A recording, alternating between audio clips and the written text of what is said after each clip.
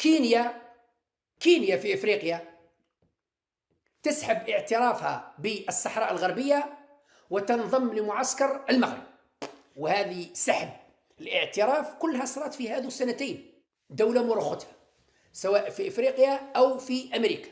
هذه أكبر خسارة وأكبر نكسة وأكبر فشل لمنظومة حكم تبون. أنا أطالب تبون بإصلاح الوضع في أقرب الآجال أو الانسحاب بشرف، تقديم استقالتك. الوضع يزداد سوء، الوضع يزداد سوء، والحصار يزداد تضييق على الجزائر. نبدأ لكم من آخر خبر. كينيا في إفريقيا تسحب اعترافها بالصحراء الغربية وتنضم لمعسكر المغرب. هذه واحد ما يتكلم عليها وواحد ما يتكلم عليها لأننا لاتين بقضايا داخلية، وهذا هو مخطط الأغبياء السذج في رئاسة الجمهورية. يلتوك بالبطاطا مشكل وكبش العيد وكذا باش ما تشوفش فضائحهم في الخارج، أنهم راهم رجعوا الجزائر، رجعوها قرية محاصرة.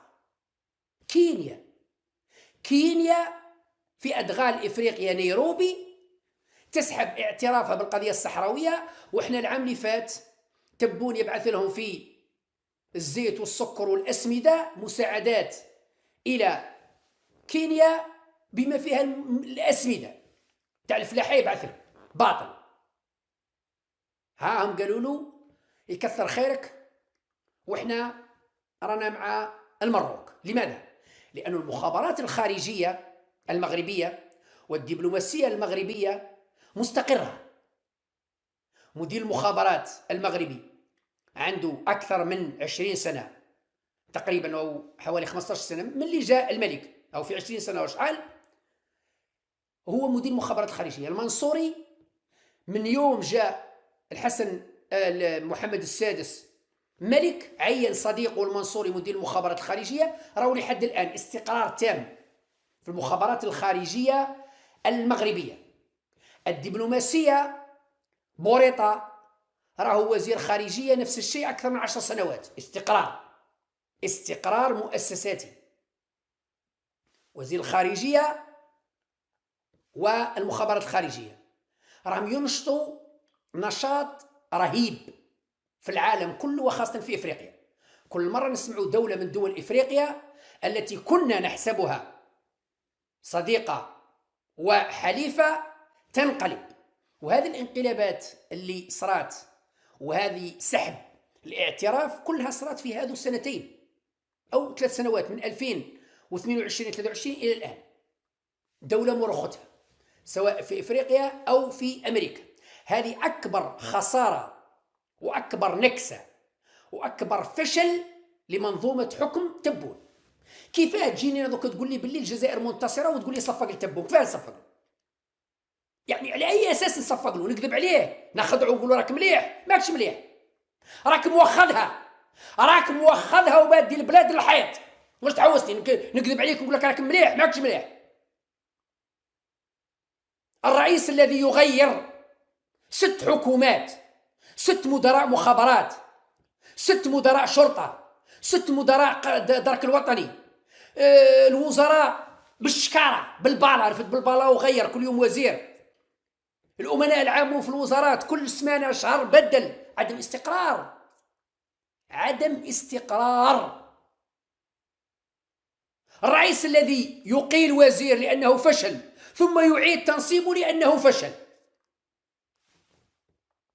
شيء رهيب خطير. نحن مقبلون على تغيير الحكومة للمرة السابعة، 7 حكومات في 6 سنوات، 7 حكومات. هل هذا نجاح؟ هل هذه قوة؟ مدرب تاع كرة قدم، الفريق كيبدلوا كل عام، يبدل الفريق كله، مش يبدل لاعب، يعني يبدل فريق ويجيب لاعبين أفشل من اللاعبين اللي فاتوا. هذا مدرب مليحة؟ هذا مدرب فاشل. كيف أنا نصفق له نقول له راك مليح؟ نكذب عليه؟ نخدع فيه نقول راك فاشل. ليه فاشل؟ عليك أن تصلح الفريق اللي معك أو تستقيل. وأنا من هذا المنبر أقول لتبون عليك أن تصلح أو تستقيل. ما تديش البلاد الوادة سي محمد، ما تتبعوكش. أنا أطالب تبون بإصلاح الوضع في أقرب الآجال أو الانسحاب بشرف، تقديم استقالتك، لأنه ما نعيشه الآن يشبه إلى حد بعيد 92. رانا في فوضى وتخلاط وكذا وكذا، ويشبه إلى حد بعيد، يشبه إلى حد بعيد قبل 2019، الفترة الحراك هذيك، فوضى والتسريبات وكذا وكذا ومن هنا، التي جاءت بالحراك الشعبي الذي أسقط منظومة حكم بوتفليقة. إذن الآن رانا في وضع ضبابي خرائي بولولي طرطوغي، ما نش فاهمين كاع وش من لون، لا لون ولا طعم ولا رائحة. للأسف الشديد لم نحقق أي تقدم، لم نحقق أي نتيجة إيجابية، لم نحقق أي نجاح في هذو 6 سنين. وأتحدى أي طحان رخيص يقول أن الجزائر منتصرة ويجي يتحاسب معايا راجل. جماعة الجزائر منتصرة ودرنا اللي هو راجل واللي دموه بي ويجي يقابلني ونتحاسبوا. أعطيني ماذا قد يعني ما هي النجاحات وما هي الإخفاقات؟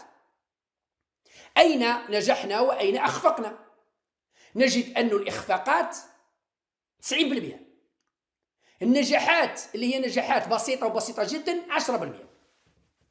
هذه 10% في واش؟ حتى 10% وهي إخفاقات. لماذا؟ لأنه 10% هذه توظيف عشوائي، زيادة في الرواتب عشوائية، تشغيل اللي يسموه منحة الشباب البطالين عشوائية، لأنها رفعت من المخدرات، من انتشار المخدرات، المهلوسات، الكاشيات كذا كذا، ولات منتشرة كثير لأنه الناس تشري، لأنه تطبق عليهم نظرية العرض والطلب. الناس تطلب بزاف الكاشيات لأنه عندهم الدراهم، عطاهم لهم عمي تبون عطاهم الدراهم. إذا عمي تبون عطيهم الدراهم وما تعبوش عليهم، وش يديروا بهم؟ يبني بالسكنة؟ لا، يشتري بهم الزطلة، يشتري بهم الكاشيات. إذا أصبح الطلب كثير على الكاشيات، وبالتالي أصبح التهريب والاستيراد بكميات رهيبة. التوظيف العشوائي أصبح كل من هب ودب يعطوا له مناصب ووظفوه كذا وكذا وكذا وخلط. الزيادة في الرواتب على حساب المنظومة الاقتصادية اللي هي مفروض كي تزيد في الرواتب تحافظ على أسعار المواد الغذائية والمواد الاستهلاكية باش الموظف يحس أنه فيه زيادة، لكن أنت تزيد له في الراتب وفي نفس الوقت الأسعار تزيد، ما درت والو. راك تصب في بيدون مخروم، بيدون مقعور، تتصب وهو يسيل، تسمى ما درت والو. إذا الحل أغلق الخرم هذاك اللي في البيدون، شوف له حل أغلقه وزيد، هنا يبان. بصح حتى كي الآخر تسيل وتزيد ما يزيدوا.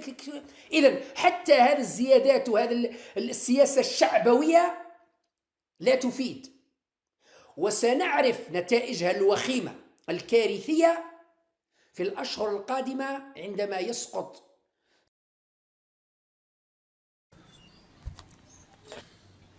اصدقاء، هنا غادي تكون نهايه الحلقه ديالنا اخوتي المغاربه. لي لايك، لي كومونتير، شويه ديال البارطاج، وحنا ديما معكم بالفيديوهات الحصريه وكل ما يخص المغرب ويهم المغرب. خوتي الى اللقاء.